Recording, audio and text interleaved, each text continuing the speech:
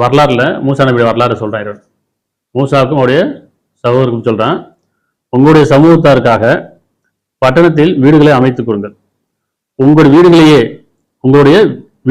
உங்களுடைய திசையா ஆய்கொள்ளுங்கள், இறைவனை வழிபடும் திசையா ஆய்கொள்ளுங்கள். இன்னும் அவற்றில் இறைவனுடைய கட்டளைகளை உறுதியாக நிலைநிறுத்துங்கள். மேலும் நம்பிக்கொண்டவருக்கு நற்செய்தி கூறுவீராக என்று வகி அறிவித்தோம். அப்ப எது வழிபாடு தலம்? எது சோதனை களம்? எது குடும்பம் தான் ஒரு சோதனைன்னு சொல்லிட்டான். உங்க மனைவி மக்கள் ஒரு சோதனையா இருக்குன்றான். குடும்பம் ஒரு சோதனையா இருக்கு. ஆனா இங்க வழிபாடு தலம் எதுன்னு சொன்னா உள்ளமும் இல்லமும்.